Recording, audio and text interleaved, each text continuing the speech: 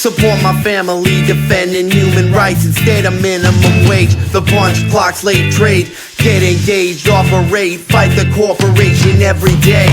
There's no justice for the working man, and nothing comes for free to us working men. So much corruption from the wicked man, cause there's no jobs out there for us working men.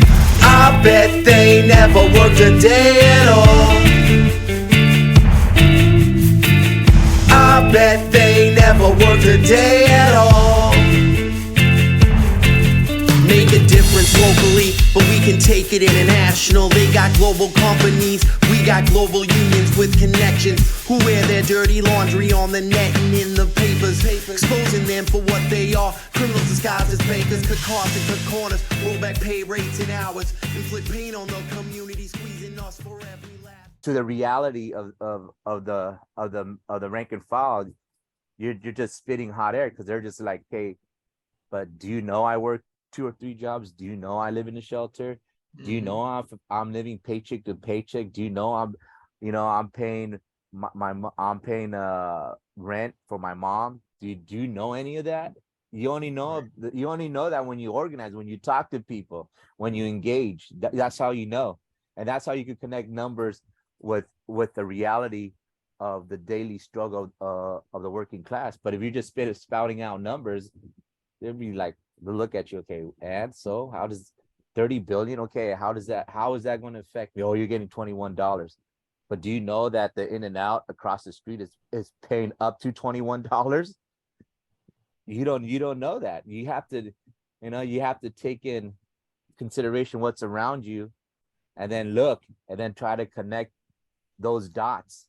But if you just go in there spouting numbers, greatest contract there, look how much you're getting, $21. It's a $30 billion package out that we got from UPS, blah blah blah. It don't mean shit, because you're not really connecting those numbers with the plight of the working class. This is Steve Zeltzer with WorkWeek, and one of the biggest contracts this year is the Teamster UPS contract, which is covering 340,000 UPS Teamsters. And this contract affects a large number of part-timers because 60 to 70% of the workers at UPS are part-timers. And they're the ones that are struggling to survive on part-time work. In 1997, there was a strike led by Ron Carey, that galvanized the country really over the fight against part-time work. You can't live on a part-time job, and that's really what's happening now in the struggle, not just at UPS, but also at Amazon, many other companies in the gig economy. And joining us today is John Palmer. He's International Vice President, elected from the South, and he's a longtime Teamster. And I saw a picture of him actually fighting in 1997 against part-time work. So you go back a long way, John, and have been fighting for many years for the part-time workers. And also joining us is Jose Francisco Negrete. He's a part-time worker at IBT 952 in Southern California, who's been organizing to defend part-time workers and the kind of conditions they face. Now, this contract has been touted as a great victory by the Sean O'Brien, the leadership of the Teamsters, not only the leadership of the Teamsters, but TDU, Teamsters for a Democratic Union, and Jane McElvey and others.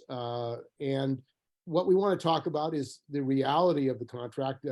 The workers were fighting, have been fighting for $25 an hour minimum wage for all UPS Teamsters. You would think a major company like this that makes lots of profit would be able to come through with $25 an hour. Apparently that is not the case.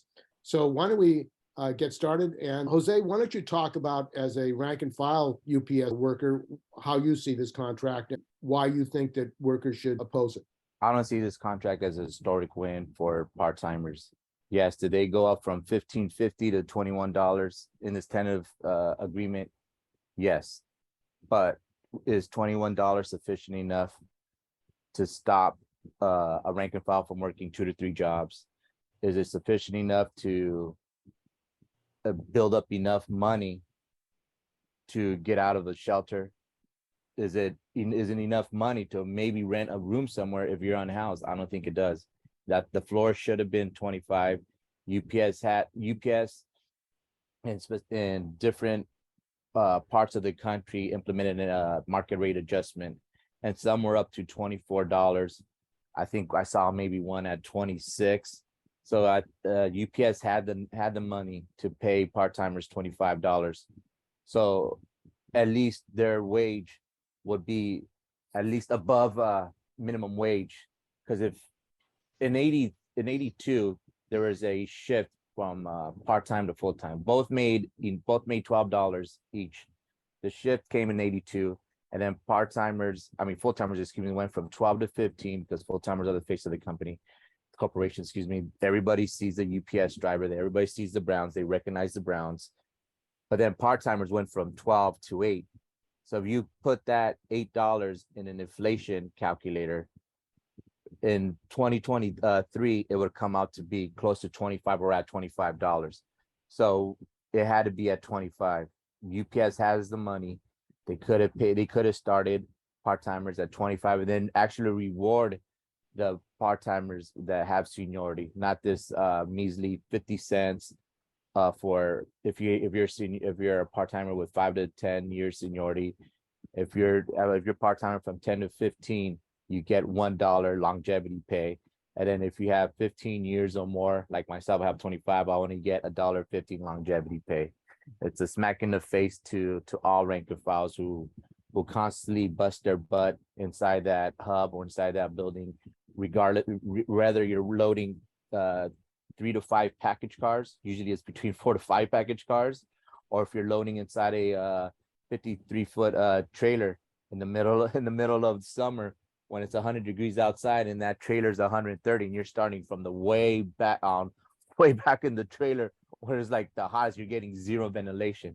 So it doesn't it doesn't honor all the part-timers that have sacrificed, that have committed and dedicated themselves to this corporation. And there are some other things in the contract that I've learned about, including a new group of workers who are going to be using their own cars. It sounds like Uber, Lyft, or DoorDash. I mean, they're actually going to have workers working and using their own equipment, their own cars, and many of these workers have trouble paying the rent, much less a car. Why is that put in the contract, something like that? Well, in this past contract, the 2018 contract, PVDs were used, personal vehicle drivers.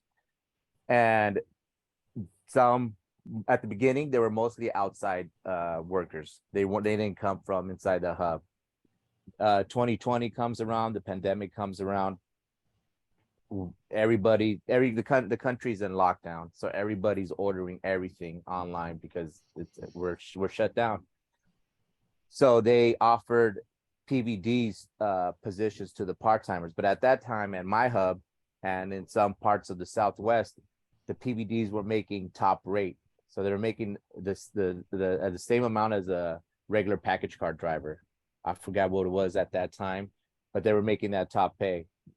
And then subsequently, the next following years, UPS just used and abused PVDs. They were taking overtime away from regular package car drivers. So it needed to be addressed. But when O'Brien was campaigning, he campaigned on no more PVDs. That's going to be a strike issue. And obviously the cat was out of the bag, and it was hard to corral PVDs. But it's funny, they changed the name from personal vehicle drivers to seasonal support drivers. So there's no more PVDs, but they gave it another term. But UPS has enough money where they could rent out more fleets of trucks and do it like they've done in the past, get part-timers, train some already have their DOT and some have been driving. They used to do cover driving or Saturday driving. So we still have a few of them there, but you could train the new part-timers and teach and kind of expedite a class rather than take a week and 8 hours each class. Maybe you have a class for a couple days and you have for 8 hours. So they just get the basics and you're out there. And UPS had the money to do that, but they chose to go the cheaper route, the gigification of we see in our economy with Uber, Lyft, DoorDash, and all those. And it's funny that the part-timers, if they choose to do it, will either get their inside rate or the beginning rate of a RPCD in the first year of their 4-year progression, whatever is higher. So that's at least like, I think 23 for a part-timer going into driving. That's the first year of the progression is at $23. So it's basically going to be $23. So they're still paying poverty pay if you wanted be a seasonal support driver for UPS. They could have rented those fleets and train up the part-timers so they could help the regular package car drivers when they have 250 stops and they have so much work and they're doing 11, 12 hours out there in the field. And one of the issues that the Teamsters face, UPS, and is Amazon, and it's an existential crisis because Amazon is a major competitor of UPS. John, why don't you talk about where this contract fits in the larger struggle of organizing the millions of unorganized workers, including at Amazon, which is obviously does not want a union, and it's being picketed in Palmdale because they retaliated against Teamster contract workers. Well, I think it's really obvious that anybody that's been around organizing understands the National Labor Relations Board is in play when we organize in a traditional sense of things. And the issue there is typically like the group that organized in New York City on their own, the grassroots guys, they, after a year, you sort of time out to where they can file for a decertification. The winning elections is one thing, winning contracts is another. And I think as long as we take an NLRB approach to organizing huge companies like Amazon, we're just going to get stuck in the muck and the mire of NLRB charges and ULPs and basically with a group like Amazon, the turnover is incredible. Even in the traditional sense of organizing, if you attempt to file for an election, that time, they're going to lose people throughout the process. Actually tracking people and doing solid organizing based on the size of these operations is incredibly difficult. And then you spend, and we encountered many other organizing drives. You spend in many cases millions of dollars trying to organize a group of workers, and you don't get a contract. So I think there's a challenge on the political side, but I also do think that the part-time issue would have done a lot to show people at Amazon we were serious about organizing, and that there was a better way for them. I think it's wonderful that Jose was speaking so much to the issue of part-timers, because UPS does a good job of segmenting workers. The contract, a lot of people are going to vote for this contract because one simple reason: they don't want to go on strike. That may be used as a threat against them. I hope it's not. When they send these organizers out to the gates, I don't think it's fair to do that, but we'll see what happens. So the organizers, what does that mean, sending organizers out to the gates? I know that they're going to send a group of organizers out to help move the contract and push a vote yes. So the union is using union funds to send so-called organizers to the gates of these UPS facilities, telling them to vote yes on the contract. Certainly. And they don't think they can win it just on the merits of it. They think they've got to push it through with union staff. That's what's going on? I can't speak for the people that made this decision. I've caught a lot of heat for speaking for the part-timers, and I'll take that heat. I've been called a lot of names, and I've been called names my whole life. But these folks need a voice, and if somebody speaks up for them, and Jose's been attacked online. Attacking people solves nothing, but dealing with people, Jose made a point earlier off the camera about organizing, and it really is about listening to other people's issues and understanding why they feel the way they feel and addressing those issues. That's how you organize people. And back to the original discussion about Amazon, that's what this is about. I think the idea of traditional organizing at Amazon is is a bad idea, frankly. I think, and you know, go ahead and disagree with me if you will. I'm fine with that. But don't be angry. But over the years, anybody that's organized for a long period of time will tell you, um, you can win an election. Can you get a contract with this mega company? The legal system's stacked against us. We need to do it a different way. Personally, I think it takes the entirety of the labor movement, the And entirety of it. that Go was ahead. one of the issues that I uh, came across because I was at my convention, the Newspaper Guild, and a member of the Newspaper Guild, CWA, asked the previous president, Chris Shelton, who at that time was the president, how he could support the Teamsters if there was a strike at UPS. And Chris Shelton said that he had not even been contacted by Sean O'Brien. In the past, he'd been contacted by Hoffa. There'd been no discussion, no contact of getting the CWA and other unions. And he said no other union leaders had been contacted by Sean O'Brien to say, we need your support. Let's build solidarity. Let's build this as a all union, all working class movement to make sure the UPS workers get a great contract. It sounds from like what he was saying is that Sean O'Brien did not plan to go on strike and had already decided he was going to make a deal with UPS management. And that's why he wasn't going to the rest of the labor movement to say, let's build a real solidarity campaign and a united front of all workers against part-time work and for living wages. Again, I can't speak to what goes on in anyone's mind. You know, the issue with President Trump is that they can't establish what was going on in his mind. I can't establish what's going on in somebody else's mind either. But I certainly, Shelton said it's crazy. He said, I certainly, as a, let's just speak as a trade unionist. I believe that look, our enemies are everywhere, and that healthy dissent within our own house is important, and people shouldn't get angry because other people are speaking out. You don't have to agree with them, but if we don't start pulling together for a bigger fight than fighting each other, we're doomed to fail. I mean, we are not growing. We are not growing. We just lost, unfortunately, through no fault of our own, we just lost 22,000 members at Yellow Freight, the industry I came out of. That's a lot of families out on the street right now. So and what is the union doing about that? There doesn't seem to be any national campaign. They could say that it should be taken over by the government.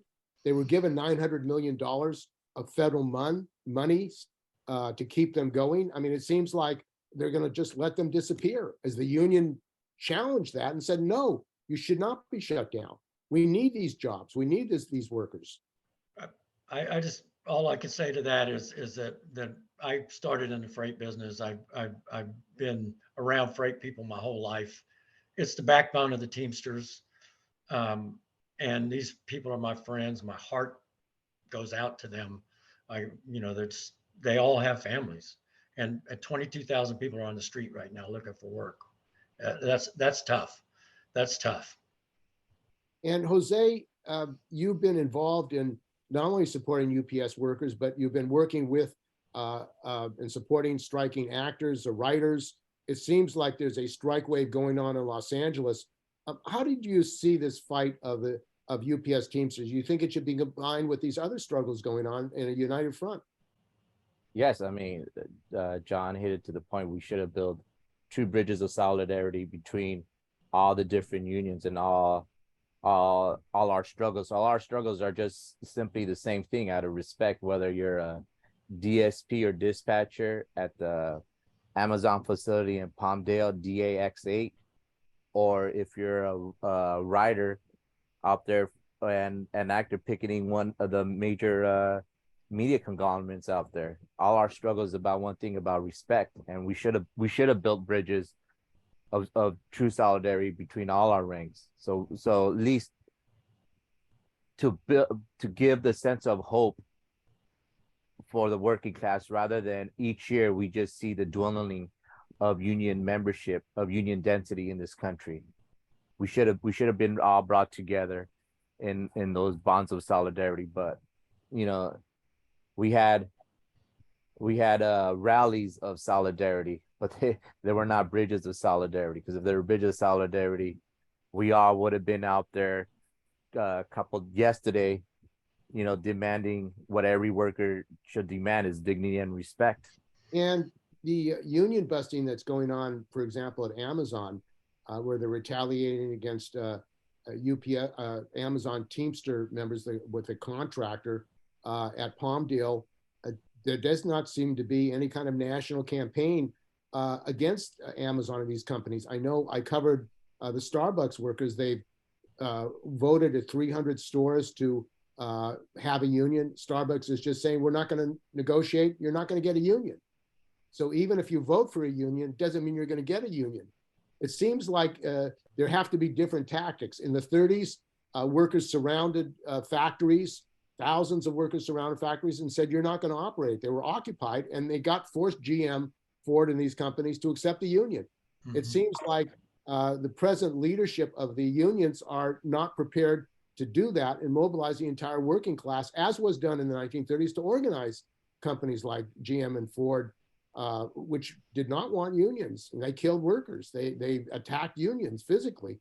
So it seems like the tactics of the 30s, and even with the Teamsters in the 34 strike in Minneapolis. That's correct. Those struggles were class struggles of the entire working class. Workers were united from all different unions, from all different trades, and they were successful.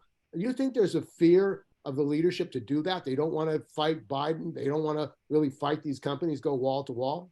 I think it's ironic you brought up the strike in Minnesota or Minneapolis, because the International at that time was very opposed to what they were doing and actually stripped that local of their charter after the fact.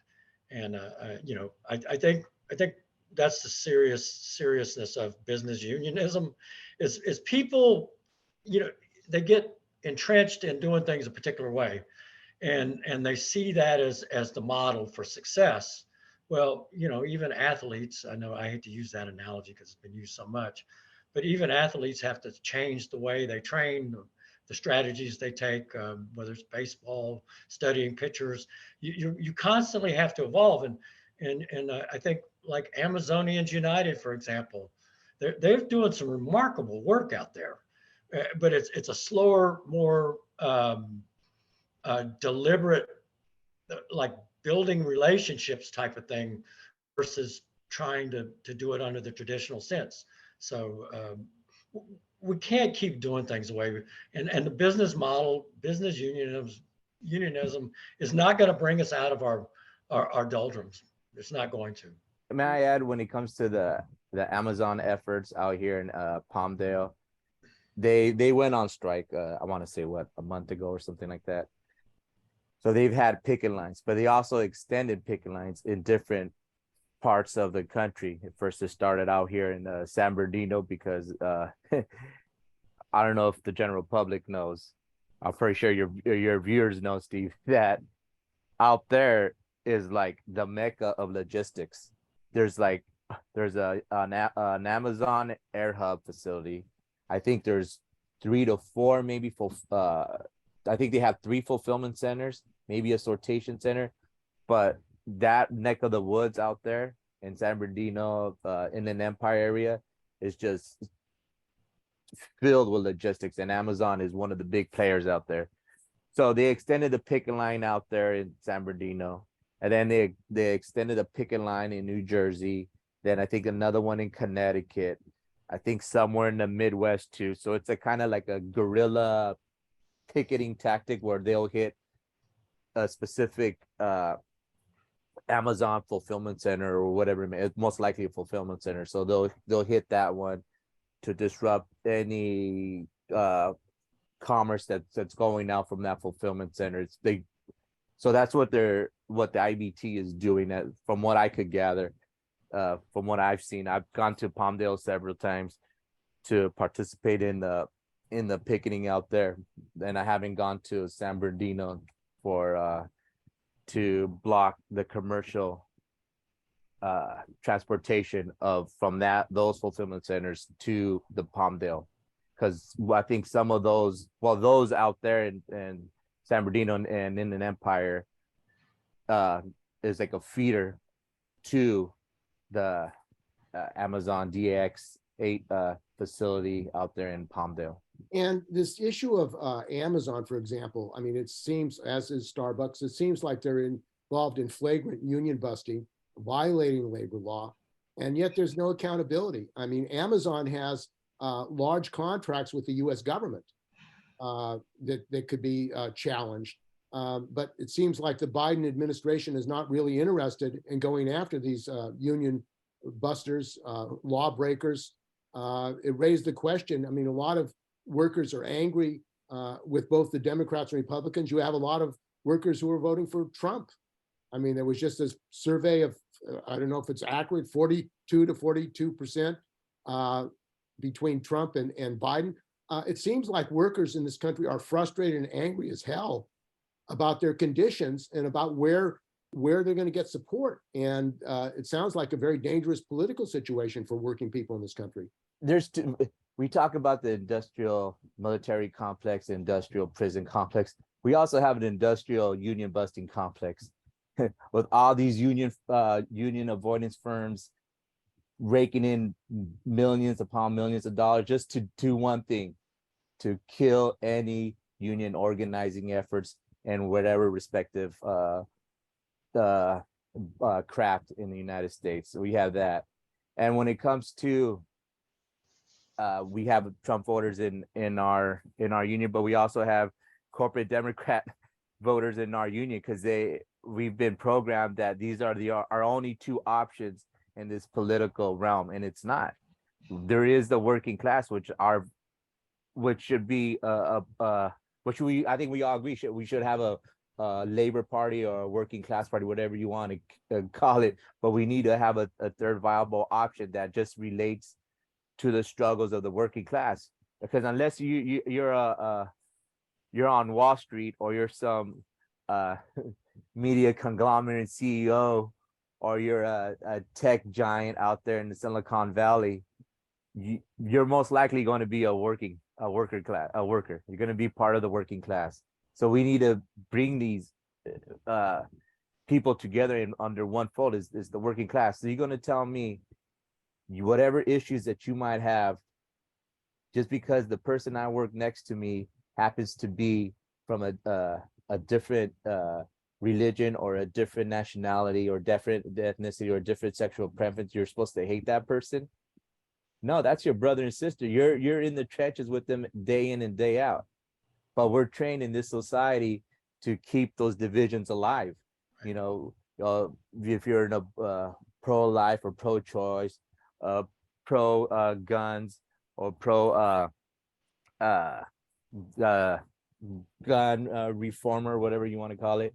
You know, we're stuck in these culture wars that only divides the working class. Before you go, there was also the railroad fight where you had the Democrats and Biden appointing a board that imposed a contract basically without sick days against these BNSF owners, the billionaire owners of the railroads, saying that they wouldn't even require that they have sick days off.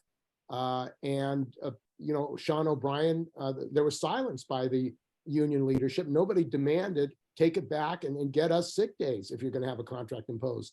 It seems like, why wouldn't you fight the Biden administration, which is stabbing these workers in the back, leading to accidents? I mean, workers died because they couldn't go to a doctor. They're afraid of being retaliated against because of their sick day policy. John? Well, I mean, I think I hit on that point earlier. I sadly have to admit that it's business unionism. The way you and people will say, well, that's how the game is played, right? You gotta play the game by the given rules. Well, playing the game by these rules has brought us where we're at today, and it'll take me back to where Jose was. I just got a news flash. It's money, money. Oh, so the whole time we're talking about this, congressmen and senators and state reps, all these people are on the phone raising money for this system that really has two players that are beholden to the same class of capitalists, right? Corporate capitalists who are taking away any rights we might enjoy through really good legislation because they're funding these people's jobs. And they're doing the bidding of corporations. So what Jose was saying is absolutely true. It needs to be bigger than TDU. It needs to be bigger than Teamsters Mobilize, the group that's doing great work trying to explain why they're going to vote no on this contract. It needs to be the whole working class. And we do need, I don't know how we get to a third party. I know we've been talking about this as long as I've been alive and cognizant, but it's gonna have to change. We can't keep with the same things doing the same things over and over again. The only thing I see is people are working harder, longer for less. That's all I keep seeing. And the opposition, and there is opposition. I know part-timers have had some rallies. It's been on the internet. They've had protests against this. 60 to 70% of the workers at UPS are part-timers. I don't know if the union has ever done a survey about what their real living conditions are. I mean, that's something a union could do. Do a survey of the membership. I mean, what's your rent? Are you homeless? Are you living with your family because you can't move out? Are you able to own a car? Are you able to pay for medical bills? I know in day one at Amazon, you get health care. Why couldn't Sean O'Brien and the union match that? You would think if you're going to compete with Amazon, we're going to have the same thing at least around healthcare and being covered. And that raised the question why there isn't national healthcare, why you have private control of the healthcare in this country, that workers go bankrupt. It's the highest cause of bankruptcy. I mean, these issues are not even addressed, not just by the Teamsters, but the SEIU and these other unions. Seems these are life and death questions now in the United States. Well, and back to your point, I don't think either party is going to attack the reality of this because they're beholden again to, their donors, and their donors don't want them to push this legislation. So that that we always, that we're in this cycle. We're like hamsters on a wheel. We're not fixing anything. We're just stuck in this thing, and it's going to take a breakout. You've said it again. It's going to take a breakout of working men and women using a different avenue, because none of these other avenues are serving us. And Jose, you were going to add to this? Yes, and may I add, as I'm a member of Teamster Mobilize, or rank and file, or organizer in Teamster Mobilize, whatever you want to call me, I'm very proud and honored to be in that collective of rank and file, very grassroots organization, because we are speaking about the plight of the part-timers. We are addressing their concerns, because TDU, like Teamster Mobilize and the IBT, they do not have a monopoly on the rank and file. The only ones that have a monopoly on the rank and file are the rank and file. But as organizers, we must listen to their stories, and we must, if they're not willing to share it, then share those stories, because that might be a story for that perspective, but that story resonates with other ones in a similar or same predicament as that story is being told, right? Because you have to connect all these personal stories you could show the world this blanket. So see, look, this is the conditions we're in, and this is why we're telling the rank and file, especially the part-timers, to vote no on this UPS contract, because it's not sufficient enough. It does not address the needs. And what happened to TDU, Teamsters Democratic Union? It's been the longest running opposition or grouping in the Teamsters, fighting supposedly for democracy, supposedly for a militant democratic union, rank and file control. What happened? John, you were in the leadership of TDU. In the Army, we used to call it AWOL. It seems like the message is totally synchronized with the message of the union. So the leadership. You think their of the orientation union, is let's get somebody elected, or let's join the administration and just be part of getting people elected to positions, that's their kind of orientation? I'm not a member anymore, and I choose not to. I don't see any reason I should think about it anytime soon. I just think they're They're not, they were always the voice of, as I have been, and a lot, again, catch a lot of flack for it. They were the voice of dissent that pointed out, nobody's perfect, right? So we're all going to be wrong, but there's no harm in healthy debate or discussion, and I think we lost that for a time. And hopefully they find themselves, but right now it's an echo chamber for sure. TDU came in collaboration with the current administration, so they wanted a seat at the table because for so long they were the dissenting voice, against the Hoffa regime. And once you make that partnership and you have a seat at that table, guess what? You're beholden to who put you in that seat. And it was who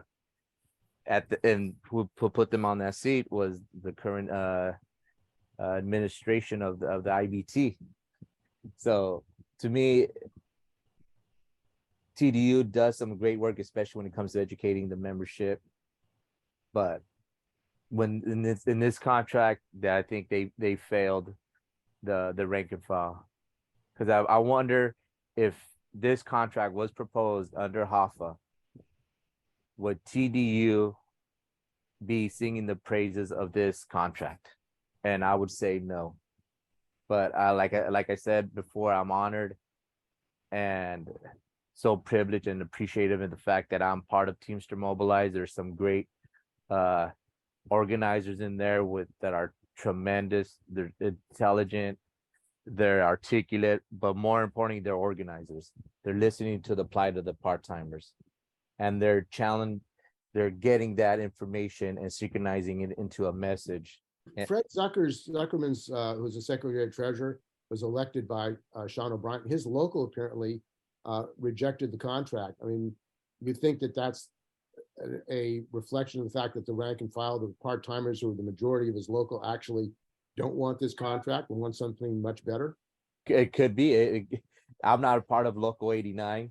I believe that's the biggest UPS local in the United States. If I'm wrong, I hope I get corrected in the comment section once you release this video, Steve. But yeah, I mean, if the executive board of Local 89 rejected this contract, I'm sure they listened to the concerns and the issues of the rank and file. And if the rank and file had issues with this contract, then they did what needed to be done, because they're at Washington. They were the spokesperson for their local. So if their local members didn't see this as an historic win, then they did what they needed to be done. I just know that there was 14 other locals that didn't show up. I just want to know, from what I'm hearing, a lot of it came from the West. So it's curious that we had 14 locals that didn't show up. But I also been told that this was a common practice under Hoffa too, that a lot of locals didn't go because they didn't agree with the contracts that were given before during the Hoffa administration. Well, is this healthy when you don't really have democratic debate, discussion? It seems like it's inside the House that the union leadership really don't want a robust debate of the rank and file nationally. Even though you do have social media where people are communicating, it seems like there should be a national debate among all Teamsters, among all workers for that matter, about these issues that are facing them. It's not happening though. And there's a fear of it happening in many unions. The leadership, the structure of the union say, we don't want to talk about this to outsiders. Mm-hmm. As if what happens to UPS is just an outsider, just an insider issue. Well, we will have those discussions this weekend when a bunch of locals, mine included, in 952, will have our contract meeting. But I do agree, we should have had a national symposium or town hall where we discuss the issues and have different perspectives coming, regardless if you're for or against it, because your vote is what matters, however you want to vote. I'm encouraging and recommending the members to vote no, and so is also Teamster Mobilized. But it's good to have a town hall to have these discussions, to let it out there in the open. So we are transparent. And we're gonna be talking, if we're gonna be saying that we're being transparent, let's be transparent. Let's just not say the words and have empty follow through. Let's actually have a transparent discussion on the issues, on why those issues matter to a specific individual. And I know Teamster Mobilized, we are working on having a regional town hall in the different regions, South, Northeast, Midwest, and West. So members could, say what they have to say. So we can all listen, because our voices and our opinion matter, and that's going to come when we vote, and however we vote. And the last point, this so-called master contract, when you have different pay schedules, when it's all divided up by region, it seems like it's a lot easier for the company to pit groups against each other and to divide people up. What kind of master contract would you see, John, to really unite the Teamsters and stop management from playing games with the Teamsters? The two big master agreements that we had at the time were the National Master Freight Agreement and the UPS agreement. They were very similar years ago in their language. They still contain incredibly similar language on a lot of different articles. But where you see a difference is that there's supplements and riders that affect different regions and different areas differently. I think a lot of the disagreement with the members right now or ups.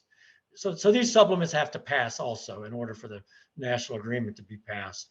So there's different contribution rates to different pension funds. There's tons of different pension funds. There's some that are troubled, some that are not troubled. There are workers that have totally different work rules and different work areas and benefits and all sorts of things. And it is a really kind of a quagmire of stuff trying to figure it all out and very, very complicated. I don't know that I'm the one to speak to how we solve that, but I know that what I'm seeing with the members is they say, well, why am I getting this retirement benefit in this region when this person over here is getting that retirement benefit in another region? We're talking about the same company, UPS. Right. So you're saying they have different retirements, they have different conditions of work. What kind of master contract is that? Well, the master covers a lot of language, but within each region there are separate groups of work rules, and there are people are discipline runs through these grievance panels that are set up and run in different areas, and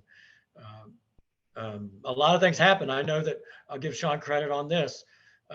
He appointed a czar to oversee the grievance panels to try to get some consistency in the way we apply discipline, and that's a great idea. I think couldn't that have been in the master contract? Huh? Why isn't it in the master contract? Why didn't they negotiate nationally? We're not going to have different discipline, different procedures from region to region. We're going to have one for all. That would, that's obviously above my pay grade, actually.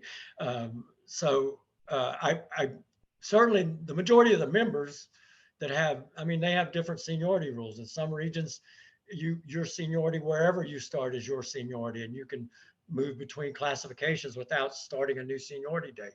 Other areas, they don't have that language. There's different vacation rules. There's lots of differences. I believe that some of that should be considered. I think they tried to consider some of that, but there are still vast differences in the regions. And that contract's old, not as old as the National Master Freight Agreement, but I think a lot of that's just a matter of what it has been for so many years. I think if I might add something, I think the IBT should have had a national contract proposal discussion. So I know there's other parts, for example, for a part-timer in a lot of parts in this country, part-timers get overtime after the 5th hour worked. Out here in the Southwest, we've never had it. It's in the tentative agreement, but we're only getting after the 6 hour, and then in 2027 we'll get it after the 5th hour and a half. But something like that could have been ratified, could have been codified in the national master, so we all have it out here in this country, whether you're in Anaheim, California, or whether you're in Boston. We all have that. I think there's certain things that from specific supplements that could have been in the national, codify it so all the members prosper with that language. And we should have had a national forum to bring those issues to the IBT. Say, look, these are the things that we should have them codified within the national master, because we do have all these supplements, and these supplements, you have some great specific contractual language when concerning respective issue. If that language it's good, and if it's great, then let's codify it into the national. Now, there's some things that they won't be codified in the national, the different supplements, the different pensions, the two healthcare that we have the Western Region and Local 177 healthcare plan, and we have Team Care. So those, you can't really put them into the national because it's going to be there for the specific regions. But there's a lot of things that we could have codified in the national. Another thing for part-timers is out here in the Southwest, new hire has a 90-day working day probation period. In other parts of the country, they only have a 30-day trial basis. Let's get that 30-day trial basis in the national so everybody benefits, right? And then get health insurance, because out here in the Southwest, we have to wait, new hire has to wait 9 months. In other parts of the country, they have to wait 3 months. Put that in the national. You have to wait 9 months for healthcare. In the Southwest, we do, yes. So and Amazon workers get healthcare the first day. Yes, but how do you explain that? You try to address it in the contract proposal meetings, and hopefully you're not the only hopefully you're not the only one addressing it. But if you're trying to organize Amazon, wouldn't you say if they have healthcare on the first day, we're going to have it? Would have been beneficial to have healthcare the first day, because our healthcare is a bit more superior than Amazon's, or at least have it after a 30-day period. Like Teamster Mobilize advocated for moving the probation period and the health benefits received after the 30-day trial basis. That's something we could have codified in the national master. But we have it on all these supplements. We have great supplements that have great contractual languages, but it's only specific for that region. And if it could benefit everybody, it should be in the national master to codify it. Issue of healthcare, you have private healthcare plans, and some of these Teamster officials are on the boards of these healthcare companies.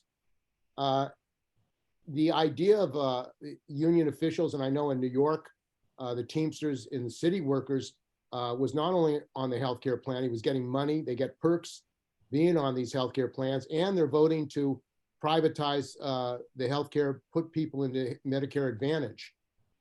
They're trying to privatize Medicare. So, you think there's a conflict of interest of union officials, not just Teamsters, but other union officials being on healthcare plans and benefiting from these healthcare companies and trying to cut back on the benefits because that's what these healthcare companies want to do, increase their profits? I'm not going to disagree with you. Yeah, it's just we live in a economic system that only rewards one and just leaves everybody to fend for themselves and to barely get by the inch of their nails. I can't disagree with you, Steve, with the healthcare. Like the writers union, like IATSE, are not fighting for national health care because they're on these boards. They've accepted privatization of healthcare. It's not just a Teamster issue. This is a national issue. And that's a problem of labor. We came to accept that we have to deal and we have to play within these structures, and these structures don't benefit the working class. They just don't. Fortunately for me, I have great health insurance. That's one of the reasons I stayed at UPS for so long.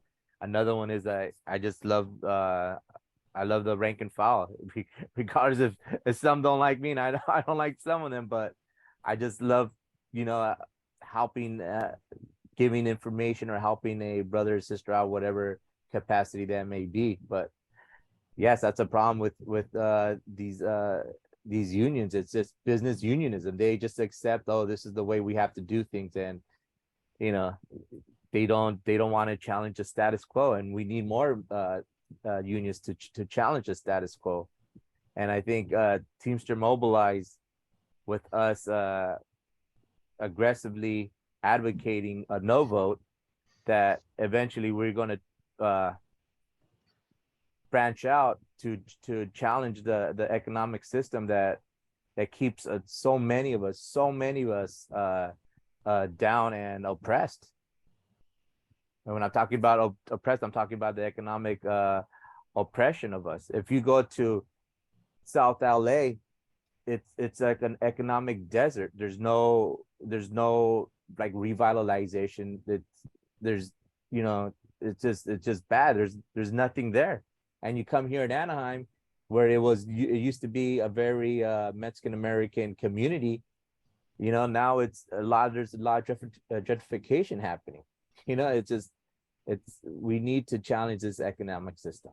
This economic system does not help the working class whatsoever. It only suppresses us. John, final words? I agree that healthcare is probably our biggest challenge, has been since I've been a Teamster. It's complicated by the fact that corporations are running these healthcare companies. We don't need a middleman in healthcare. There's a better way to do that. And we as labor should be fighting for nationalized healthcare that works for everybody. I've lived in Europe. I was born in Europe. You could say what you want to say about it. Lots of like naysayers, but at least the country that I was born in, they wouldn't trade their health care for, I was born in France, by the way, they wouldn't trade their health care for ours any day. And in No one Canada, loses their house. and in Canada, they have national health care right across the border. Right. They don't have to bargain it. Canadian Teamsters don't have to bargain it either. One of the issues in this strike of the writers and SAG-AFTRA, a lot of these workers, after a month, they lose their health care. And if Right. you have serious health problems in your family, you have a heart condition and others, you're in a desperate situation. I mean, Right. it means that workers are coerced back to work because they can't get their health care in their struggle. And if We got to change the way we do things. It's not working. And if I can add one more thing, Steve, before we go, for any part-timer or any UPS rank and file that's upset with this contract, that wants to fight and wants to organize, please join Teamster United. You could go on our Instagram, Teamster Mobilize, excuse me, or you could go on our Twitter, Teamster Mobilize, MOBLIZ. That's our Twitter handle. Or go on to our website, teamstermobilize.com. If you want to organize a no vote in your barn, in your hub, or in your sort, contact us. We'll send you information. We have a PDF flyer that you could print out, one-sided and double-sided, so you could pass them out outside the gates, because we can't be passing literature inside the hubs, so pass them outside the gates. So if you're upset with this contract, if you think this contract does not show you the respect and dignity that you deserve, please join Teamster Mobilize. Well, I want to thank both of you, John and Jose. I think it's been a rich discussion, and we've learned a lot about UPS, about the struggle of Teamsters, part-time work, and the difficulties for working people in this country. So thanks for joining us on WorkWeek.